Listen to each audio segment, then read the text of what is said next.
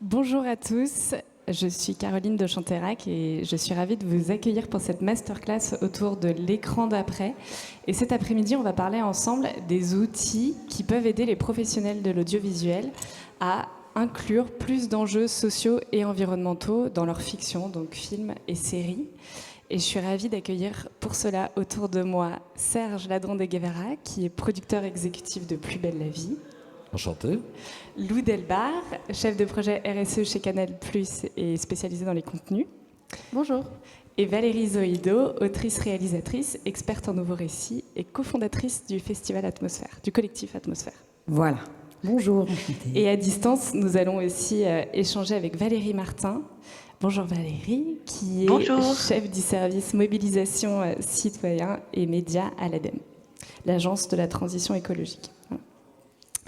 Donc nous, chez Spark News, ça fait 10 ans qu'on fait émerger les récits de la transition écologique et sociale en se disant qu'il faut qu'on change la façon dont on raconte le monde pour justement porter ces enjeux sociaux et environnementaux de façon beaucoup plus inspirante.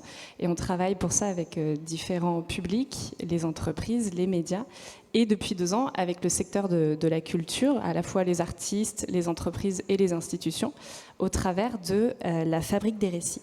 Et c'est dans le cadre de la Fabrique des récits qu'on a organisé un grand rendez-vous qui s'appelle l'écran d'après à la fin du mois de mars, et qu'on travaille donc sur un outil dont on va vous parler tout au long de cette masterclass. Je vais commencer du coup avec quelques questions pour Valérie Martin. Valérie, à l'ADEME, vous vous positionnez de plus en plus sur cette notion d'imaginaire. Est-ce que tu peux nous expliquer pourquoi est-ce qu'une institution comme la vôtre passe d'une logique de communication sur les enjeux sociaux et environnementaux, les enjeux de la transition pour ce qui est de l'ADEME, à une logique de changement d'imaginaire ? Oui, je peux. Bonjour à tous. Tout d'abord, peut-être pour répondre à ta question, il faut repositionner la problématique de la façon suivante, c'est que même si aujourd'hui on a l'impression que c'est une banalité de dire que face à l'urgence écologique, il va falloir faire évoluer nos modes de vie, que l'ensemble des signaux d'alerte est très clairement allumé. Aujourd'hui, on est en pleine canicule, donc je pense que ça parle très clairement à un grand nombre. Et malgré l'ensemble des campagnes de sensibilisation, de mobilisation, nos comportements, ils ont quand même relativement peu évolué. Alors, on s'est dit, il faut peut-être qu'on cherche à comprendre les raisons de ce blocage. Ça a interrogé notamment nos manières de communiquer globalement dans la société et sur la façon dont on sensibilisait à ces questions liées au dérèglement climatique, avec une communication qui est peut-être trop fondée sur des données quantitatives, peut-être qu'elle génère surtout un imaginaire qui est autour de l'alourdissement des contraintes, la diminution des plaisirs. Peut-être également, on s'est concentré sur le fait que la dégradation de la planète, elle était liée surtout à un sujet environnemental. Et du coup, les citoyens en ont une vision qui est peut-être trop écologiste, mais au sens politique du terme. Alors que parler de changement, des dérèglements climatiques, c'est parler de santé, on le voit bien encore une fois avec cette question de la canicule, mais c'est parler aussi de géopolitique. On peut faire référence à tout ce qui est migration. C'est parler aussi de conflits autour de l'eau, conflits autour de l'énergie, autour de territoires. Et puis c'est un problème économique. Et donc peut-être que pour accompagner cette approche systémique, cette approche plus collective qu'individuelle, plutôt co-élaboré, eh bien aujourd'hui on a besoin d'évoluer. Enfin, en quelque sorte, ce qu'il faut comprendre, c'est que pour nous, on est au cœur d'une bataille des récits avec, je vais être très caricatural et que je m'en excuse, d'une part, un récit qui est fondé sur le modèle existant, à savoir la croissance infinie dans un monde aux ressources infinies. Voilà. Qui plus est, qui vous dit que la consommation, c'est le bonheur. Et puis, à l'extrême un récit qui a émergé, qui est fort, qui vient de la part de personnes qui connaissent très très bien les enjeux autour de ces problématiques, qui est plutôt un récit, on va dire, autour de l'effondrement. Et on se dit qu'il y a peut-être une troisième voie, une voie du milieu à tracer dans un monde qui quand même en perte de repères global, voilà, écologique, démocratique. Et à ce titre-là, il va falloir qu'on produise d'autres imaginaires. En gros, la co-construction d'une résilience solidaire. Et ça, c'est l'ambition que nous avons. Et on voit bien que du coup, ça nous fait passer d'une logique de communication à une logique de promotion d'un nouvel imaginaire. Ça veut dire que c'est dépasser le cadre de l'information exacte, très quanti, de mobiliser également, d'éviter de mobiliser des termes et des lexiques qui sont parfois, j'allais dire, très jargonneux, qui fait qu'il y a une certaine distance. Et donc, c'est de passer d'une communication qui était parfois très rationnelle, peut-être trop, en même temps il en faut, hein, à un échange, à une projection dans un imaginaire qui fait beaucoup plus appel à l'émotionnel. Et en gros, la question qu'on essaye de se poser, et c'est la question qui nous anime à l'ADEME, c'est comment on va passer à un modèle qui va renouveler nos façons de produire, nos façons de consommer, nos façons de travailler et plus globalement nos façons de vivre ensemble. Et donc, c'est quoi cette nouvelle narration du monde de demain que nous souhaitons co-construire? Donc voilà, et pour voir le jour, tous ces récits-là, pour nous, c'est extrêmement important de mobiliser le secteur culturel, parce que soyons très clairs, hein, si on avait la solution tout de suite, ce serait fantastique, mais enfin on ne l'a pas. Et pour pouvoir promouvoir une société qui est plus désirable, hein, de cette société d'un monde qui nous permette de pouvoir être plus en phase avec les ambitions d'un monde qui aurait atteint la neutralité carbone à l'horizon 2050, pour participer à ce contre-récit, que ce soit l'ensemble des arts, hein, bien sûr, audiovisuels, mais aussi les arts vivants, la publicité, la culture populaire. Eh bien, notre objectif, c'est de se dire comment on va pouvoir accompagner justement le travail que les acteurs culturels vont pouvoir faire pour faire changer nos représentations, parce que le secteur culturel, il dispose de ces clés-là, et donc c'est un acteur vers lequel il nous paraissait indispensable de nous tourner. Et voilà, et ça fait partie des actions que je mène, notamment dans le cadre de la stratégie grand public que je pilote à l'ADEME et qui a été validée en 2018. Voilà, c'est un travail qui est long, mais qui est passionnant, et avec des très belles rencontres et avec une évolution voilà, passionnante. Et donc, du coup, on est fiers d'ailleurs d'être partenaire fondateur de la Fabrique des Récits, de travailler également au collectif Atmosphère, au festival Atmosphère, et puis de soutenir bon nombre d'actions. Ça, je pense que c'est important, des festivals, des films, mais aussi des guides méthodologiques pour essayer d'apporter voilà, des façons de travailler, puis des études. Alors justement, du coup, à propos d'études, vous venez de sortir une dernière étude avec Place to Be et BVA qui s'appelle Des récits et des actes, qui était justement fondée sur l'impact des créations et productions audiovisuelles, de pouvoir mesurer cet impact sur le comportement des spectateurs. Est-ce que tu peux nous expliquer un petit peu comment a été menée cette étude et quelles leçons vous en avez tirées ?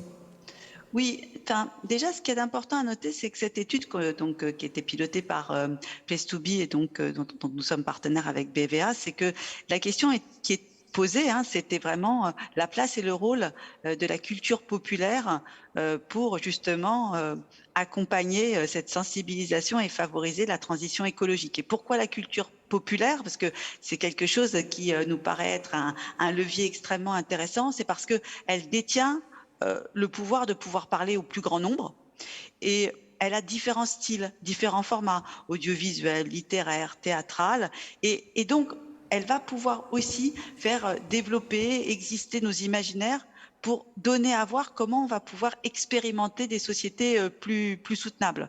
Et donc dans cette étude, qui a aussi une particularité, c'est qu'elle s'est fondée sur, disons, une relation un peu particulière que nous avons eue avec 40 personnes que nous avons recrutées, une cohorte qui, pendant plusieurs mois, a été soumise à des impulsions culturelles de façon à pouvoir comprendre et à pouvoir analyser avec ces personnes comment ils ressentaient un certain nombre d'œuvres de culture populaire. Alors comme ça se passait un peu dans le confinement, nous nous sommes concentrés sur les fictions. Au départ, notre ambition était plus large en matière d'œuvres culturelles, mais voilà une méthodologie de travail qui est déjà en elle-même extrêmement intéressante parce que de toute façon, quand on parle de transition écologique, il faut aussi qu'on soit dans l'écoute.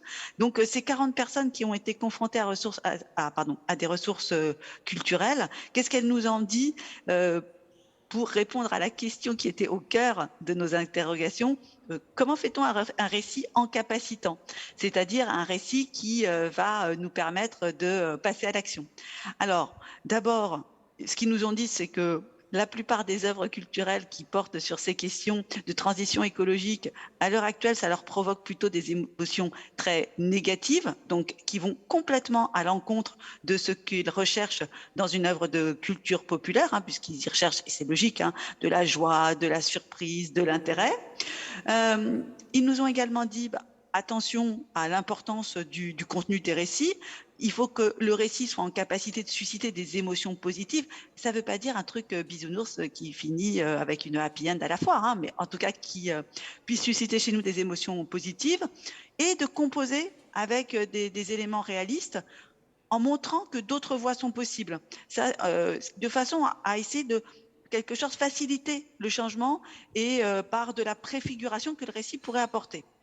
Bien sûr, sans surprise, tout ce qui est lié à la qualité de l'intrigue, elle est décisive. On vient avant tout voir une œuvre de culture populaire. On vient pas voir un cours magistral sur la transition écologique qui pourrait donner à penser que, comme d'habitude, on va être dans des choses un peu entre guillemets moralisatrices et donneuses de leçons. Voilà, donc ça c'est une autre des choses. Et puis surtout, ce qu'ils veulent, c'est que ça fasse écho à leur réalité pour que eux aussi, ils puissent se dire, et si je devenais moi aussi acteur de ma propre réalité dans ce contexte-là. Donc ça, c'est important. Ils nous ont également dit que la place de la fiction, elle était majeure. C'était vraiment quelque chose d'important pour eux, plus que d'autres formats de type documentaire ou autre, parce qu'ils trouvent que ça a la vertu de pouvoir développer des imaginaires, l'empathie, et donc à concevoir autrement le réel. Ils nous ont parlé de modèles de héros. Alors, c'est clair, Wonder Woman et autres héros de Marvel Exit souhaitent avoir plutôt du anti-héros ou le héros du quotidien parce que on se sent plus proche de lui. Donc ça, c'est important. Et donc, on peut mieux s'identifier. Donc, ça peut mieux nous encourager à agir. Au-delà, ils nous ont parlé de la forme du récit, esthétisme de la production, le ton employé, donc humour, joie, la musique aussi, un rôle très important, et puis des formats plutôt courts et rythmés. Puis au-delà, il y a une vraie volonté de donner de l'air à l'imaginaire, d'avoir une ouverture vers tout ce qui est plus poétique. Et enfin, dernier point, et je pense que ça aussi c'est important, ils nous ont dit, voilà, au-delà de l'œuvre en tant que telle, de l'œuvre culturelle, c'est que pour devenir plus engageant, le récit peut être prolongé dans le réel et que là aussi, ça fait suite aux travaux qu'on avait menés avec Valérie, mais je pense qu'elle en parlera peut-être tout à l'heure, une étude sur le storytelling qui montre bien l'important de prolonger l'expérience parce qu'un film ou une fiction seule ne peut pas suffire à faire changer les comportements. En revanche, le fait de retrouver soit sur un site, soit sur une appli, soit par des vidéos courtes, un certain nombre de compléments. Je pense par exemple à ce que à ce qu'a fait Animal avec un site avec un site internet sur ces questions liées justement aux questionnements posés par le film ou dans 13 Reasons Why où justement il y a un site qui est mis en place et à disposition des gens sur la question du harcèlement. Voilà, on voit qu'il y a on a certaines pratiques qui commencent à se faire et même on peut aller jusqu'à imaginer, pourquoi pas, d'autres pistes de réflexion sur l'écriture d'un scénario participatif. Et à ce titre, on est ravis d'être partenaire du collectif Atmosphère et de Blue Nove sur la très belle Assemblée citoyenne des imaginaires. Voilà en gros, et là aussi Valérie, je la laisserai en parler tout à l'heure. Voilà en gros tout ce que cette étude des récits et des actes que je vous invite à lire intégralement, à partager. Il y a beaucoup de verbatim et il y a des pistes de réflexion et je pense que donc le secteur culturel peut, ça fait partie des contenus qu'il peut partager. Merci beaucoup Valérie pour ton analyse et ton retour d'expérience à ce sujet. On te laisse retourner à tes nombreuses obligations et merci pour ton soutien à tous ces projets. Merci beaucoup à toi. Du coup, cette étude, si on avait besoin de preuves, elle vient confirmer le fait que la fiction a effectivement un très fort pouvoir d'impact au-delà des documentaires qui, par essence, portent ces sujets. Et donc, on a besoin de démultiplier ces contenus de fiction, des films, des séries, mais aussi des programmes de flux pour porter ces sujets. Ça ne veut pas forcément dire que ces sujets-là vont être au cœur de l'intrigue, mais juste qu'ils peuvent être infusés. C'est une question un peu de curseur. On va en parler justement tous ensemble. Et c'est pour ça qu'il y a donc un an tout pile, au Deauville Green Awards, avec des discussions, différentes discussions avec des acteurs du secteur. Nous avons eu l'envie de créer avec le Media Club Green et puis Get the Moon l'écran d'après, un grand rendez-vous donc qui a réuni plus de 170 créateurs, producteurs et diffuseurs de la télé et du cinéma le 31 mars dernier, pour réfléchir ensemble à comment justement tous ces films et ces séries peuvent porter ces sujets, en gardant évidemment tous les éléments qui font le succès de ces fictions, puisqu'on a tous la même envie, c'est qu'il y ait une audience au bout du chemin et au bout de la diffusion de ces contenus. Donc on a, pendant cette soirée, eu deux enseignements majeurs qui ont été partagés. Le premier, c'est la nécessité de former les équipes pour qu'elles soient elles-mêmes sensibilisées à ces sujets. Et le deuxième, c'est de pouvoir inclure dans ce processus l'ensemble de la chaîne créative, donc des créateurs aux diffuseurs, puisqu'on sait que pour qu'il y ait une vraie évolution, il est vraiment nécessaire de pouvoir avoir l'ensemble des acteurs qui va être convaincu, qui va se questionner et qui va donc s'engager à faire évoluer les contenus.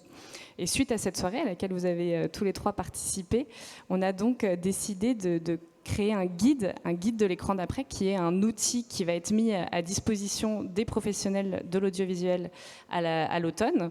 Et c'est un guide qui a pour vocation d'aider au questionnement, de venir interroger les automatismes d'écriture par rapport à des messages sur notamment des différentes thématiques, donc par exemple le lien social, le modèle sociétal et le lien au vivant, et de se demander finalement quelles sont les représentations qu'on fait passer dans nos contenus et comment est-ce qu'on peut les faire évoluer. Et ce guide sera plus qu'une grille de lecture, puisqu'il sera accompagné à la fois de contenus complémentaires, mais aussi d'un guide de bonne pratique, d'un annuaire qui permettra de rentrer en contact avec des experts, etc.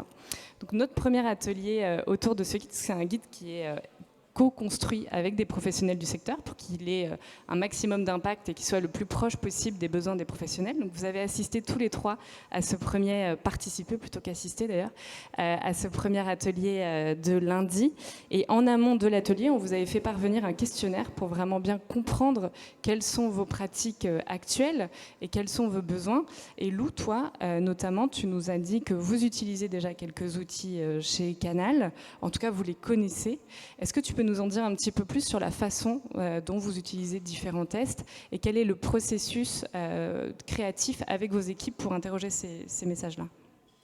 Oui, alors déjà, il faut savoir qu'on ne part pas de zéro, tous autant que nous sommes, qu'on soit producteurs, diffuseurs. Les fictions, elles sont déjà scrutées, elles font déjà l'objet d'un certain nombre d'analyses et elles sont notamment régulées par l'ARCOM qui publie chaque année son baromètre de la diversité dont on peut tirer déjà un certain nombre d'enseignements. Donc nous, déjà, on est parti de ce constat-là et on s'est dit qu'on allait aller un cran plus loin puisque le baromètre de l'ARCOM se base sur tout programme confondu 2 semaines dans l'année. et c'est renouvelé chaque année. Et donc, on a pris un échantillon, on a choisi de s'intéresser à nos créations originales et à nos créations décalées, puisqu'elles sont vraiment représentatives et emblématiques de la volonté du groupe Canal+ en matière de fiction et de storytelling. Et on est parti par le prisme des personnages. Donc en fait, on a repris les catégories de l'ARCOM et chaque personnage de création originale, à partir du moment où il est de rang 1, 2, 3, donc il prend la parole et on connaît son nom et il a un peu d'importance, il est indexé en fait. C'est de façon bête et méchante. On remplit des cases avec sa CSP, sa profession, son genre, son orientation sexuelle, qui est un critère qui n'est pas évalué par l'ARCOM, mais qui est évalué aux États-Unis par le GLAAD, qui chaque année produit un super rapport sur le sujet. Donc voilà, on est allé piocher s'il y a d'autres critères que j'ai oubliés, dont l'origine perçue, l'âge, et donc on est allé piocher dans l'existant déjà pour nous faire un constat, faire une photographie. À partir de là, on déduire là où on était bon ou pas, et est-ce qu'on avait une vraie représentation et une vraie représentativité de la société française. Ça marche quand on a un volume. Maintenant, fiction par fiction, on est obligé de basculer dans quelque chose d'un peu plus qualitatif. C'est tout à fait justifiable de faire une fiction qu'avec des hommes et de parler de féminisme. Enfin, ça peut s'entendre, on peut toucher à... Là, on rentre dans la complexité, on rentre dans des questions de registre, etc. Donc, quels outils pour nous accompagner et pour aller un peu plus loin et donc, on a repris quelque chose que beaucoup connaissent, qui est le test de Bechdel, déjà.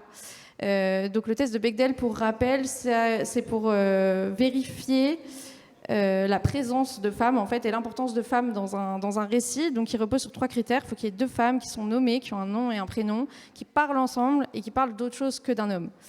Et ce qui est assez dingue avec le test de Bechdel, c'est qu'en fait, il est un peu naze finalement, parce que si vous avez 2 femmes nommées qui parlent ensemble et qui parlent de vernis à ongles pendant 30 secondes dans un film, et ben on passe le test.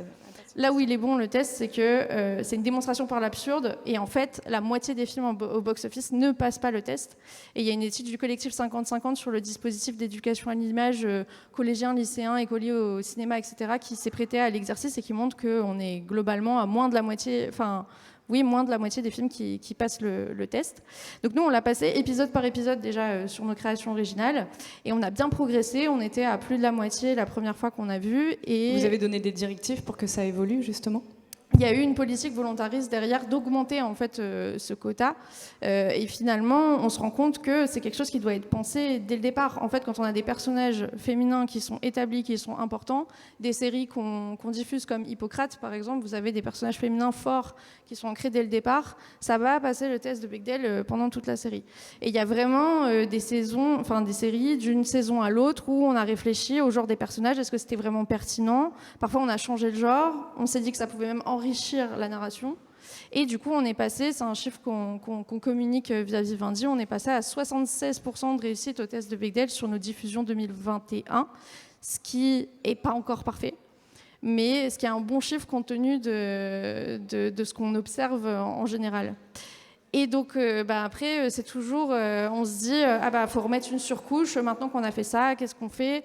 Le test de Bechdel, c'est une démonstration par l'absurde, on va l'enrichir et on va proposer un test qui permet d'attester d'une bonne représentation non stéréotypée des femmes et pas d'attester de leur absence s'il échoue. Et donc, du coup, on a travaillé, nous, en interne, sur ce qu'on a baptisé le test de Bechdel amélioré, dans lequel on pose 6 questions. On s'interroge notamment sur l'équilibre nudité entre les hommes et les femmes, l'implication des personnages masculins dans la sphère domestique et familiale, d'autres critères comme le nombre de femmes à des positions d'autorité.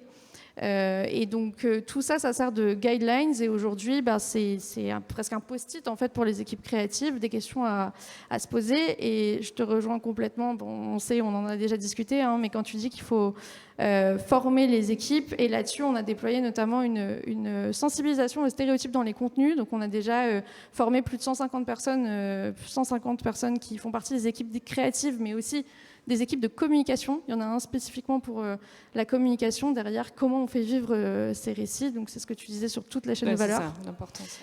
Et dans laquelle on reste aux aguets et on reprend un peu tout ça. Donc là, on vient enrichir d'autres tests qui existent que je ne vais pas détailler ici, mais le test Disability Representation sur le handicap, le Planet Test pour parler d'écologie. Et en fait, il y a plein de choses qui émergent maintenant. Pas plus tard qu'il y a quelques mois, par exemple, il y a les Entreprises pour l'environnement qui a sorti un guide sur la représentation des modes de vie et la transition écologique. C'est à destination plutôt des communicants et de la publicité. Mais finalement, on peut aussi l'appliquer à la fiction et en fait, il s'intéresse à des comportements, à des modes de vie et il propose des alternatives. Donc ça va être par exemple les plats, la nourriture. On a l'alimentation qui est systématiquement carnée dans les fictions. Est-ce qu'on peut repenser ça autrement ? Et tout l'enjeu quand on est créateur, créatrice, c'est de se poser la question de est-ce que c'est pas aussi une opportunité d'ouverture d'imaginaire et d'enrichissement de récits ? D'où l'idée aussi d'avoir un guide qui puisse regrouper toutes ces thématiques. C'est ce qu'on va essayer de faire avec ce guide de l'écran d'après, puisqu'il y a différents sujets. Donc, tu parlais du modèle sociétal, la diversité, et puis le lien au vivant. Du coup, Serge, vous essayez avec Plus belle la vie. On sait que Plus belle la vie est une référence un peu sur l'intégration de ces différents sujets et thématiques. Comment est-ce que vous faites pour continuer d'évoluer justement sur ces sujets ? Vous avez déjà un petit peu d'expérience du coup, et quels sont les retours que les spectateurs notamment ont pu vous faire, et quelle évolution du coup vous avez envie de mettre en place par rapport à peut-être la formation de vos scénaristes ou autres ? Alors, c'est vrai que ce sont des sujets que l'on traite au quotidien. On a l'avantage sur une série comme Plus belle de pouvoir les traiter au long cours, de pouvoir les multiplier aussi, de pouvoir faire des expériences d'une certaine manière. On a traité à peu près de tous les sujets avec plus ou moins de bonheur. On a certaines études qui ont été faites, qui ne sont pas systématiques, mais qui nous ont permis à minima, en tout cas une des dernières thématique qu'on a traitée, qui traitait vraiment de l'écologie avec une jeune fille activiste très, très engagée, on a un public qui, a priori, n'est pas conquis. C'est un public très populaire et qui a, lui, surtout, l'envie de voir ces héros, des histoires d'amour, des histoires de romanesques ou autres. Et donc, on s'est rendu compte qu'en tout cas, il n'y avait aucun phénomène de rejet, voire même une forme d'adhésion à la cause que défendait la jeune héroïne. Donc ça, c'est plutôt positif.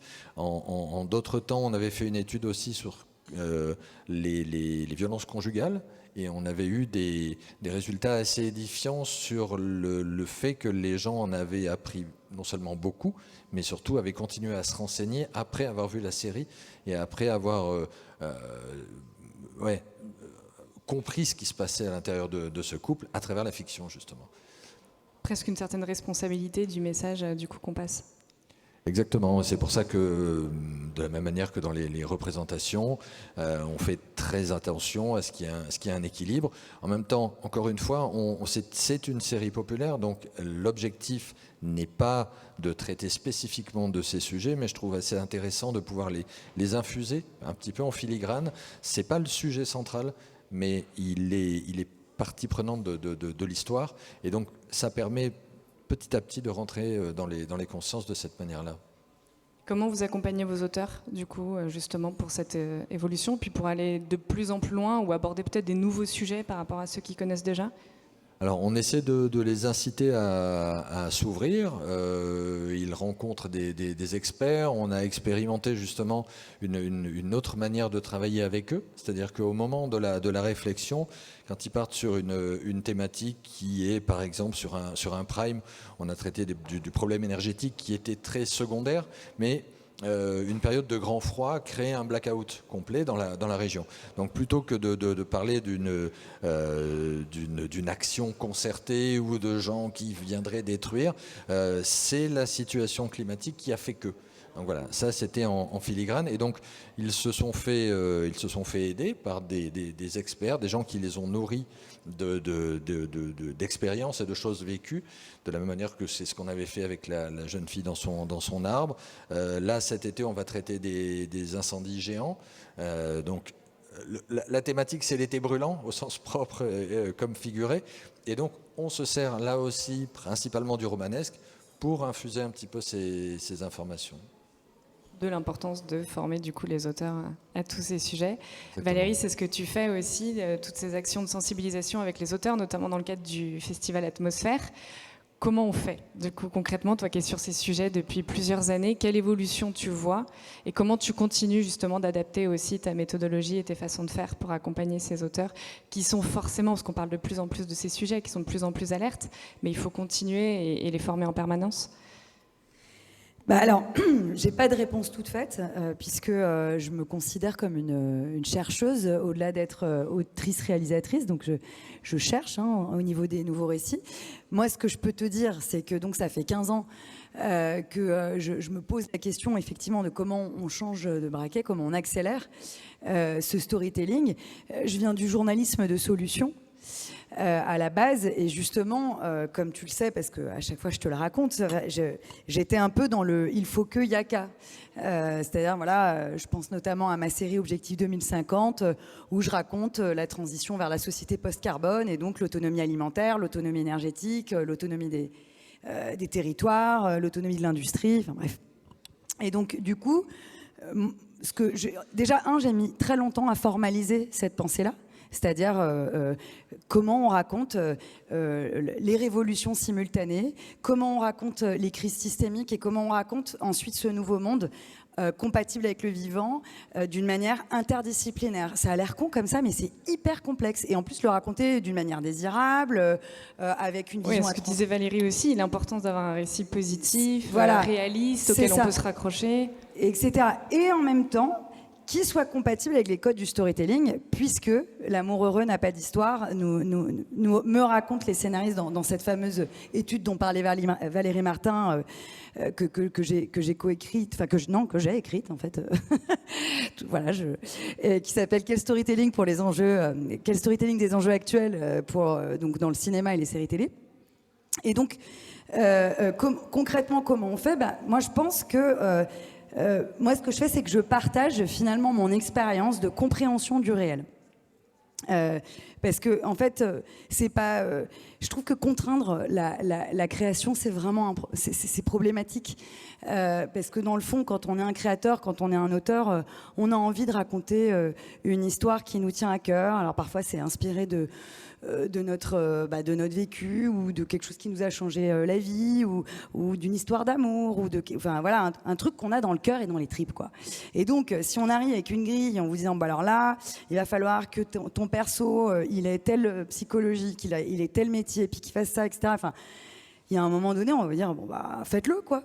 Puis on va avoir les mêmes contenus partout. On va avoir les mêmes contenus partout, alors que dans le fond, ce qui met en mouvement, c'est quelque chose qui est très émotionnel, en fait, quelque chose où on sent que là, cette histoire, elle vient vraiment du cœur, quoi, qu'il se passe un truc, que c'est presque comme si l'auteur avait canalisé une histoire qui vient d'ailleurs, finalement. Et donc, pour moi, la seule chose que je pense qu'il est souhaitable de faire, c'est de former aussi bien les auteurs que les producteurs, que les diffuseurs, que les réalisateurs, enfin bref, tout le monde de la chaîne à comprendre la complexité du monde. En fait, c'est de former les gens à la pensée systémique pour que finalement, on soit à même de comprendre ce à quoi peut... Enfin, d'abord, la situation que l'on quitte, quelle est la complexité donc des enjeux actuels, et ensuite, 2, le monde dans lequel on va aller. Et donc, à quoi, alors, encore une fois, sans être ayatolesque, à quoi pourrait ressembler une société compatible avec le vivant. Et donc, fort de ces éléments-là de compréhension, dont on invite les scénaristes, les auteurs, bref, tout le monde de la chaîne à s'inspirer et à épouser en fait ce mode de pensée, ce qui est quand même pas facile. Ensuite, libre à eux d'écrire ce qu'ils veulent, voilà, en continuant, un peu comme disait Serge, à raconter des histoires d'amour, ou même des, je sais pas moi, des polars, qui est du suspense, mais au moins avec cette pédagogie douce infusée à l'intérieur des histoires, et que tout simplement les histoires reflètent la société contemporaine, comme les histoires des années 90 et 80 reflétaient très très bien les codes du capitalisme. Et donc voilà, et l'idée finalement, et ce qui est un peu en train de se passer en ce moment, c'est cette convergence entre le réel et la fiction. C'est-à-dire comment finalement le réel influence la fiction, mais comment la fiction aussi va influencer le réel pour finalement le réenchanter, et qu'ensemble on crée de nouveaux imaginaires pour engendrer une nouvelle réalité. Et voilà. Et les connivences se font un peu partout. Je voyais hier, alors sur un autre sujet, mais il y a eu une tribune, je ne sais pas si vous l'avez vu, de plus de 200 acteurs et réalisateurs à Hollywood qui disent, par rapport au débat qu'il y a sur les armes en ce moment aux États-Unis, qui disent nous, on ne peut pas changer la loi. Par contre, on voudrait que le cinéma nous aide à faire changer les mentalités sur le port et l'utilisation des armes aux États-Unis. Et donc, on vous demande, vous, acteurs du secteur audiovisuel américain, de prendre vos responsabilités par rapport à ce message-là et de vous questionner sur l'utilisation des armes la représentation des armes dans vos films. Et je trouve que c'est un message hyper puissant. Alors, c'est sur un autre sujet que le nôtre, mais on en arrive encore à cette connivence du poids et de l'importance de la fiction, notamment de l'audiovisuel en général, mais de la fiction là en particulier, pour toucher les gens et les faire réfléchir. Alors c'est très intéressant ce que tu dis parce que tu évoques exactement le point de départ de notre projet avec Valérie Martin sur quel storytelling des enjeux actuels. C'est qu'en fait, on s'est rendu compte, et pourquoi on a voulu faire des formations ensuite avec le Festival Atmosphère, dans le cadre de notre parcours Nouveau Récit, c'est qu'on s'est rendu compte que ce qui était proposé comme formation aux scénaristes, c'était tantôt des formations auprès de la police pour des polars, tantôt des formations avec l'armée pour des films de guerre. Et en fait, on s'est dit, c'est dingue, les scénaristes, ils sont formés à la guerre, en fait, enfin à la mort. Pas à la vie. Comment ? Pas à la vraie vie. Et voilà, et il n'y a pas de formation concrète, en fait, où on les branche sur l'éros, en fait, sur la vie, l'amour, la paix. Et alors, pourquoi on n'apprendrait pas à faire la paix comme on apprend à faire la guerre, quoi ? Et c'est toute la question, en fait, d'insuffler de l'éros dans les récits. Et effectivement, dans ce qui ressort de l'étude de quel storytelling, c'est qu'en fait, mais clairement, les contenus... Alors, justement, vous n'êtes absolument pas représentatif, hein, Plus belle la vie. Donc, mais en tout cas, il y a beaucoup de contenus qui sont quand même très empreints d'énergie de mort, quoi, d'énergie de Thanatos. Mais encore, quand la mort, elle est là pour donner du sens à la vie. Mais là, c'est la mort qui donne du sens à la mort, quoi. C'est-à-dire que c'est vraiment on se complaît une certaine idée du futur. C'est clairement c'est une certaine idée de la société désenchantée, cynique, qui en fait, finalement, finit aussi par décomplexer la violence, quoi. Qui finit par décomplexer l'humain, désacraliser l'humain dans ce qu'il a de beau et de sensible. Alors on parlait du coup tout à l'heure donc de former les auteurs, et il y a une vraie question, et c'est beaucoup ressorti lundi quand on a échangé tous ensemble, qui est aussi sur la diversité des auteurs, puisque pour incarner forcément un certain message, c'est aussi important de pouvoir le porter dans les équipes techniques. Serge, par exemple, au sein des auteurs du coup de Plus belle la vie, est-ce que c'est une question à laquelle vous prêtez attention ? Alors, objectivement, non. En tout cas, la sélection des scénaristes et auteurs ne se fait pas de cette manière-là. En revanche, on a un panel assez intéressant, puisqu'on a 31 scénaristes qui travaillent. Et on a, je ne vais pas dire de bêtises, 12 hommes pour 19 femmes. Donc, c'est plutôt sympathique. En revanche, bravo. Un peu comme ici, en fait. Et après, en termes de représentation, là, on est plus à la peine. On a une des auteurs qui est d'origine tunisienne et une autre vietnamienne. Donc voilà, alors évidemment, il y a un gros turnover au niveau des auteurs. Donc bon, mais en tout cas, la photographie actuelle, c'est celle-là. Et ça vous questionne du coup ? Ah bah oui, concrètement. Ça vous donne envie d'y prêter plus attention pour la suite ? Typiquement, ce genre de réunion que l'on a fait autour de l'écran d'après, ça nous permet de se poser ce genre de questions qu'on ne se pose pas spontanément, mais qu'impérativement on doit maintenant intégrer dans notre réflexion, dans notre manière de construire nos équipes, comment les former, comment les amener à avoir eux aussi ce type de réflexion. Donc c'est toute une chaîne chaîne vertueuse qui est à construire, quoi. Et toi, Lou, chez Canal, comment est-ce que vous faites attention à cette question, la diversité des auteurs ? Effectivement, ce sont des questions qui vont de pair. Ça me paraît impossible d'adresser ce qu'il y a devant la caméra sans se poser la question de ce qu'il y a derrière. C'est ce que tu disais, Valérie, la fiction s'imprègne du réel et après, l'inverse, la fiction va insuffler des choses dans le réel. On met un peu de soi dans les histoires, on va apporter qui on est, et en fait si on a une histoire qui est un terrain encore inexploré de narration parce qu'on est issu de telle minorité ou telle intersection de minorité, ça ouvre le champ des possibles. Et en plus, ça fait du bien à tout le monde. Et à l'inverse, il va y avoir cette preuve par l'exemple de un tel est monté, il y a tel contenu qui est fait à tel endroit, donc je vais pouvoir le soumettre ici. Puis ça pose la question de toute la chaîne de commandement aussi. Qui va me soutenir, qui va me mentorer, qui va me coopter, qui va me donner de l'argent. Enfin, c'est quand même super important. Et là-dessus, moi, je pense que, et on y travaille avec la direction de la RSE, mais aussi les RH chez Canal+, il y a des méthodes qui ont fait leurs preuves. On peut parler des quotas, on peut parler de discrimination positive assumée, on peut parler de la parité dans les entreprises, minimum récupérer au moins un CV de femme, un CV d'homme. Je me dis qu'en production, c'est pareil, on peut considérer, se dire, ah oui, là, sur mon line-up, j'ai rien qui est porté par... tous les profils qui portent mes propositions se ressemblent. Et là, il faut aller chercher. Donc, il faut vaincre l'autocensure, il faut vaincre le syndrome de l'imposteur. Donc, il faut faire des appels. Faut ouvrir, faut faire la démonstration par l'exemple, ce que je disais, s'appuyer sur des talents peut-être qu'on a déjà, se dire tiens, il y a telle création à tel endroit. Et puis après, il y a plein de choses à aller faire du côté des écoles, parce que souvent quand on est au stade de la création, au stade des entreprises, on se dit oui, mais non, mais c'est pas ma faute. Il n'y a pas les diplômés. Alors déjà, quand on regarde, on se rend compte que en fait, les diplômés, ils sont là. C'est juste qu'on ne les finance pas quand ils sortent.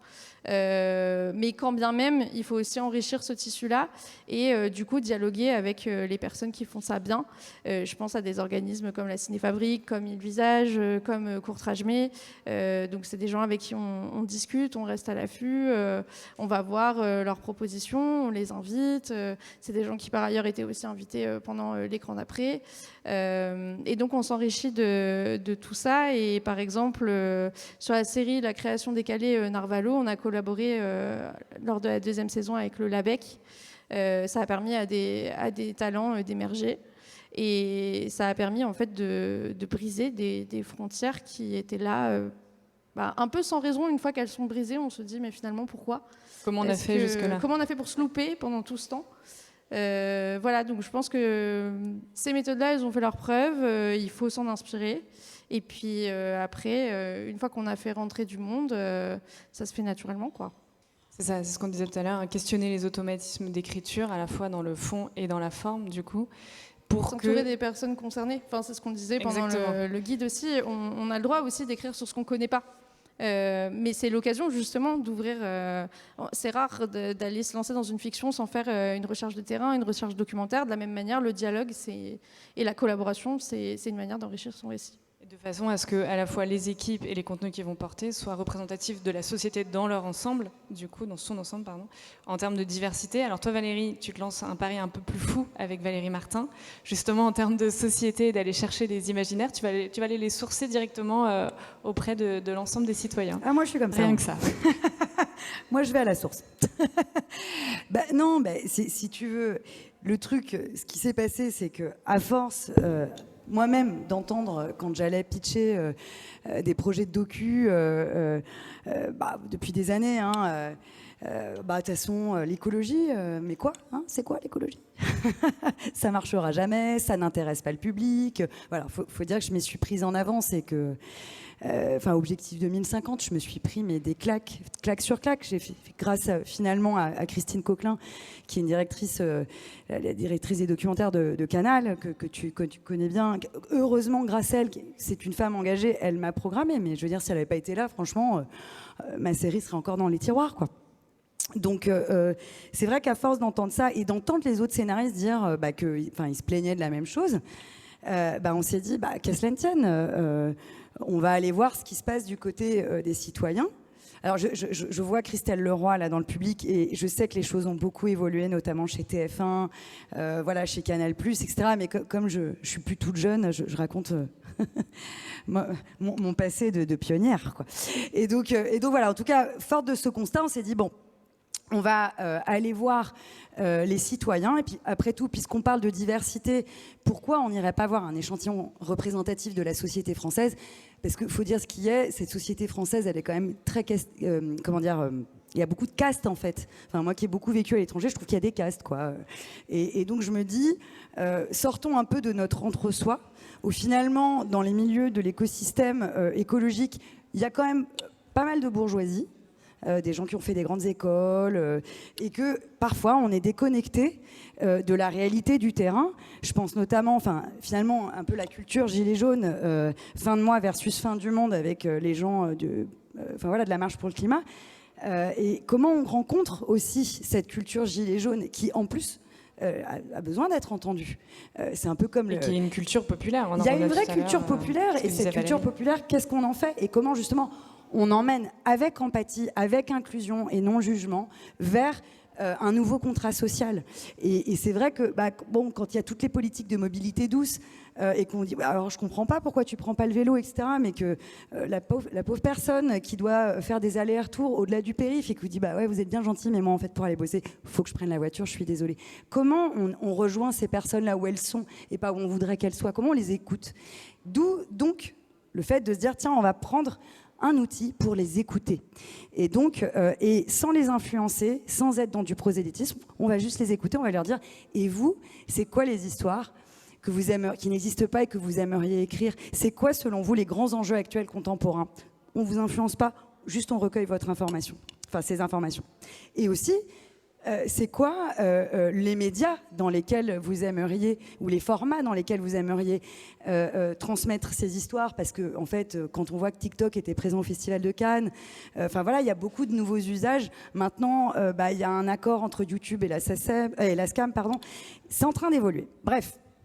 Et cette matière-là, on va la récupérer auprès de scénaristes professionnels qui, eux-mêmes vont la malaxer, l'analyser, etc., proposer des synopsis. Et ensuite, dans un deuxième temps, on va faire ce qu'on sait faire avec le Festival Atmosphère, c'est former justement à cette pensée systémique.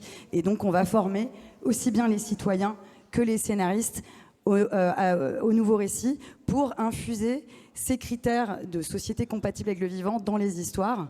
Et ensemble, co-designer un synopsis et ensuite un film, une production par les citoyens et pour les citoyens avec un langage populaire. C'est pareil, un nouveau récit sur le fond et sur la forme. Il y a plein de façons finalement d'interroger ces messages et de se questionner aussi sur les façons de faire. Lou, c'est aussi un petit peu ce qu'on avait fait ensemble avec du coup le concours On s'adapte, qui était un appel à projet ouvert justement aux scénaristes pour créer des courts-métrages qui venaient interroger notre futur souhaitable. Du coup, c'est une démarche qui a eu beaucoup de succès, qui a eu lieu il y a 2 ans. Il y a eu à peu près 270 films, scénarios qui ont été reçus, 10 qui ont été produits. Et il se trouve que le hasard fait bien les choses, mais c'est vraiment le hasard. Ça me permet d'annoncer qu'il y a 2 de ces 10 films qui ont été produits qui sont les lauréats du premier concours de fiction organisé par le Festival des Deauville Green Awards. Donc on va pouvoir regarder 2 extraits si la régie est prête pour les envoyer et en reparler ensuite de cette démarche.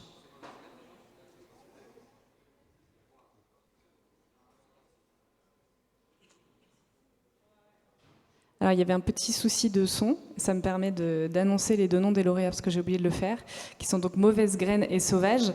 Peut-être, Lou, en attendant que le souci de son soit réglé, est-ce que tu peux nous dire un petit peu plus sur cette démarche? Oui, alors ça correspond tout à fait à ce que je disais. En fait, quand on rencontre pas ces récits, il faut aussi les appeler et expliquer, expliciter qu'on est ouvert à la nouveauté, la création et à ces sujets. Et donc, on s'adapte. Ça naît de réflexions avec la direction de la RSE, mais surtout la direction du cinéma et des courts-métrages. Donc, à l'époque, c'était porté par Pascal Faure, aujourd'hui par Brigitte Bardot, qui a suivi le projet de très près et qui était impliquée dès le départ. Et en fait, ça part de ce constat que finalement, nos représentations du futur, au regard de la transition écologique, qu'ils soient proches ou éloignés, face à tous les défis qui se posent à nous, elle est souvent très pessimiste, très dystopique, anxiogène. Et on avait envie de donner à voir des nouveaux récits et des visions de la transition écologique qui soient plus optimistes, mais tout en restant réaliste. Et c'était là le pari de On s'adapte, c'est qu'en fait, dans la plateforme d'appel à projet qui a été co-construite avec Spark News et la Fabrique des Récits, était mise à disposition des futurs lauréats et lauréates un certain nombre de données scientifiques, de conférences, et du coup, il fallait respecter ces contraintes-là, parce que partir sur une utopie, c'était pas non plus souhaitable, parce qu'en fait, on voulait montrer que finalement, ça va arriver, le futur arrive, la transition écologique arrive ou pas, l'urgence climatique, en tout cas, s'impose à nous, et finalement, à part si on disparaît tous d'un coup, ben, il y a de grandes chances qu'on continue à vivre et qu'il y en ait qui continuent à vivre, même si c'est que les chanceux, et on va continuer à tomber amoureux, on va continuer à se poser la question du travail dans la société, de la coopération, et donc comment est-ce qu'on crée des nœuds dramatiques comme ça dans ces futurs-là qui sont prospectifs. Voilà. Parfait. Je crois qu'on peut envoyer les 2 extraits du coup. Merci Lou.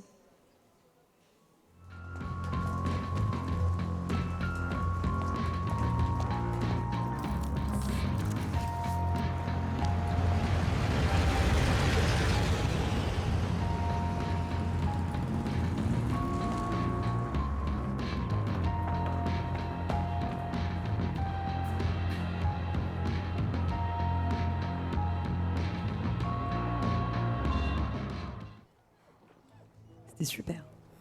Initialisation des containers. Analyse des déchets en attente. Ok, allez mon chum. Va chercher. Oui.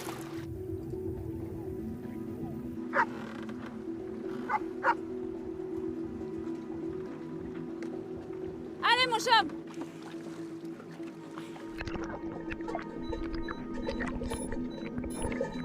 Ok, reviens. Voilà, bravo à Mauvaise Graine et Sauvage, donc les lauréats de ce premier concours de fiction, et ravi de voir que le festival du coup va sur ce terrain de la fiction au-delà de tout ce qui était déjà fait au niveau des documentaires et des différents spots.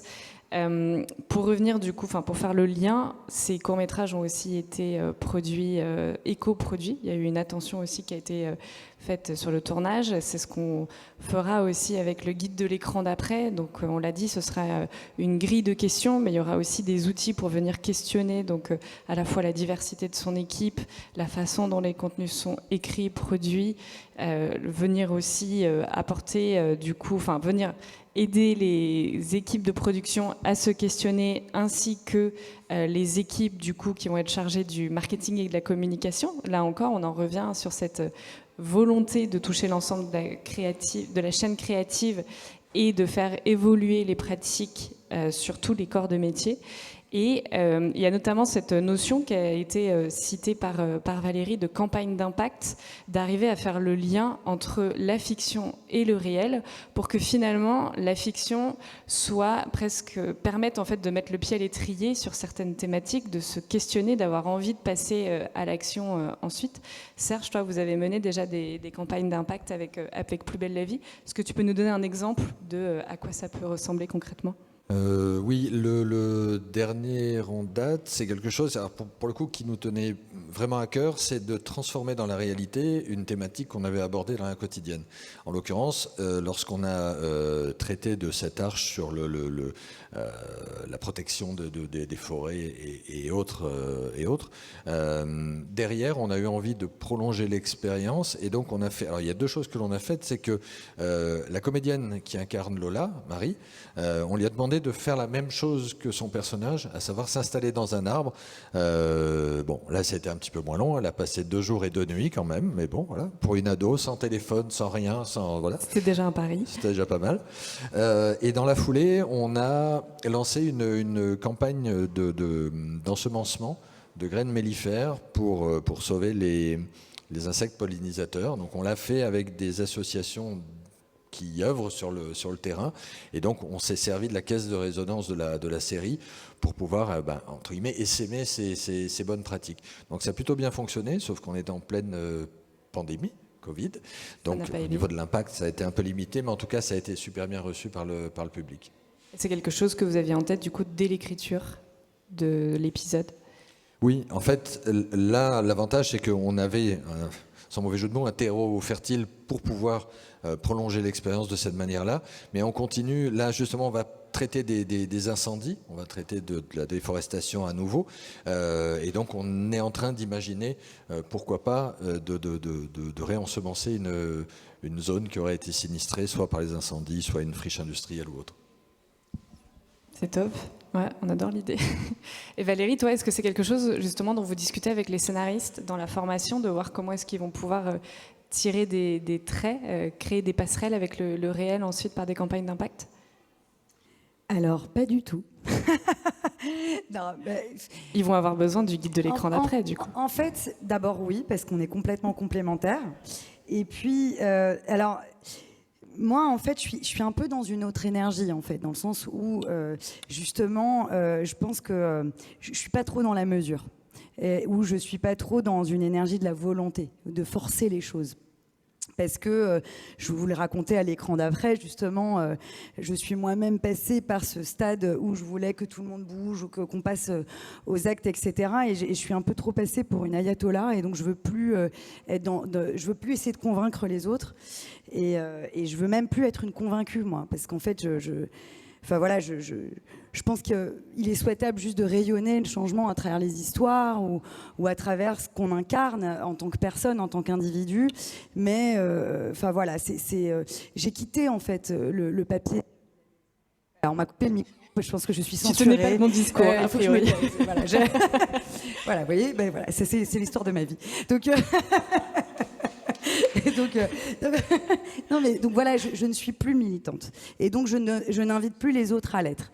En revanche, pour répondre quand même à ta question, oui, l'Assemblée citoyenne des imaginaires va avoir quelque chose autour du transmédia. C'est-à-dire que on va inviter les gamers.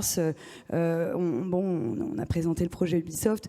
On va présenter. L'idée, c'est qu'effectivement, il y ait de l'immersion, mais en fait, on veut faire vivre des choses immersives en amont, c'est-à-dire amener les scénaristes dans des fermes de permaculture, des producteurs aussi, c'est-à-dire qu'en fait, ils expérimentent dans leur chair et dans leur cœur ce que c'est que le vivant, mais pas forcer en aval, en fait.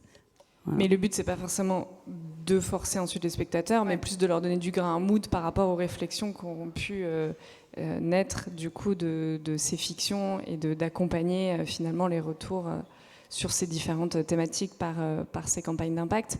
Et tu as tout à fait raison, le transmédia, on parle évidemment de l'audiovisuel ici, mais il est essentiel de pouvoir toucher l'ensemble du coup des univers créatifs, et de créer des passerelles avec l'édition, avec les jeux vidéo. Plus on est de fous, plus on a d'impact au final. Oui, enfin, il y a en tout cas effectivement des expériences immersives à vivre, mais pour moi c'est pas. Enfin, après, une fois que le film sort, à Cannes, il y avait un super atelier au fameux espace qui était dédié aux acteurs du changement, et justement où ils invitaient à vivre des expériences immersives autour d'un film. Et donc moi je pense justement plutôt à ça, et c'est une forme d'impact indirect, mais l'intention n'est pas la même, c'est-à-dire comment vraiment on fait vivre des choses avec les 5 sens, et comment on descend de la tête au cœur, quoi, et au corps, et ensuite aux jambes pour se mettre en mouvement, quoi. Mais c'est pas la même démarche, en fait. Non, mais ce qui se rejoint, c'est l'émotion pour passer à l'action, au final. Mais parce qu'on a envie de vivre des émotions collectives. Et c'est ce qui nous manque, justement, puisque, en plus, avec l'arrivée des plateformes, on ne vit plus le cinéma ensemble, en fait. Parce que déjà, en soi, aller au cinéma, c'est une expérience de vivre ensemble. Et moi, ce qui m'inquiète, c'est qu'on ne regarde plus les contenus ensemble. On les regarde un peu... C'est une expérience solitaire, en fait. Et du coup, pour moi, le vrai impact, ça serait de recréer du lien social à travers le contenu, et justement et du dialogue, et de l'inclusion, et de la diversité, etc., etc. Et c'est pour ça qu'on a besoin d'avoir de plus en plus de contenu pour porter tous ces sujets. Merci beaucoup à tous les trois, et à Valérie qui est intervenue tout à l'heure. Et je vous invite, si vous voulez rejoindre l'initiative de l'écran d'après, à venir nous voir, à me contacter, puisque c'est vraiment une démarche de co-construction autour de cet outil qui vous sera donc présenté une fois qu'on l'aura finalisé, testé et qu'on trouvera qu'il est le plus juste possible pour vous aider à porter les sujets sociaux et environnementaux dans vos fictions. Il sera donc diffusé en open source à l'automne sur le site l'écrandaprès.com. Merci beaucoup et à très bientôt. Merci.